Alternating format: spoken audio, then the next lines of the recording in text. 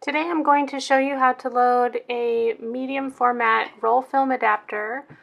This one is made by Calumet and is a C2 adapter. This type of adapter allows you to use medium format film in a large format camera. This one makes a 6x7 negative. And these were originally designed to be used with 220 length film. Today I'm going to show you how to use it with a 120 length film, which is readily available today. The film itself is essentially a wide, long sheet of film that's protected only by a sheet of paper that's blackened on one side. It's important to handle this film in dim light.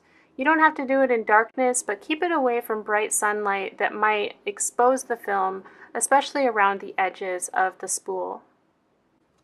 Open the side lock and you're going to find inside there's two spool positions.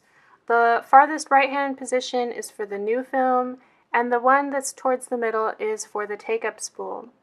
There's also a couple of little metal arms that will push the film against the take-up spool, and you'll notice the take-up spool is attached to these gears that will wind the film through the film holder. On the other side, you're going to find a hinged pressure plate that pushes the film up against the framing window.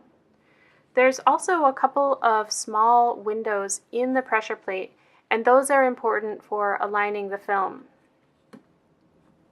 The first thing you want to do is remove the old film spool. This is from the last roll of film, and it will later become the take-up spool.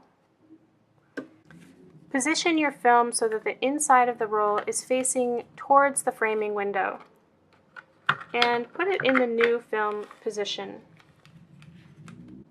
Run the paper underneath the pressure plate here and pull just enough paper to get through to the other side. Now reposition your extra spool in the film take-up spool position. You can use the advanced lever to turn those gears to help it fit. Next, you're going to pull this paper slowly out until the double-ended arrow appears. Pull it slowly until that double-ended arrow appears through those small windows in the pressure plate. So when you see those small arrows in the pressure plate, the film is perfectly aligned. At this point, you'll pull back that extra end of the paper and feed it into the take-up spool. I'm just using my finger to wind that spool a little bit to help wind the paper onto it, and you can also use the film advance knob. Once it's secure on there, you can push down these little pressure arms and close the back of the film holder. You'll need to reset the gears by turning the number dial to S. That will engage the gears and allow you to use the film advance knob to advance the film through the adapter until it reaches the first frame. You don't need to remove the ground glass to use this film adapter. It fits into the camera just like a standard sheet film holder. When you're ready to make an exposure, have your camera all set up. Remove the dark slide, make your exposure, then replace the dark slide in the same position.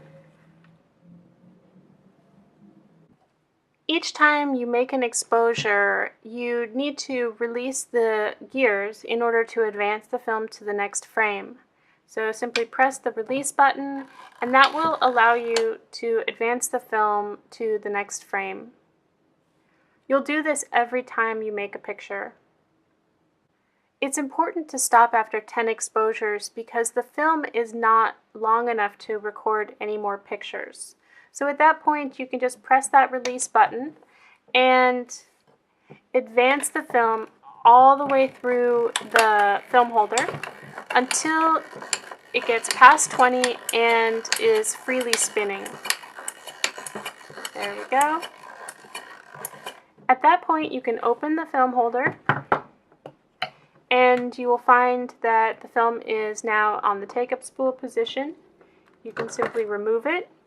You will fold down that flap and then use the adhesive strip to secure it tightly. If you want to remove the ground glass, that's okay too.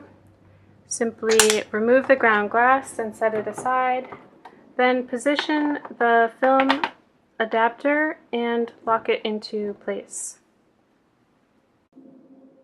For a traditional Graflok back, use these levers to release the ground glass and position the film holder using these sliders to secure it in place.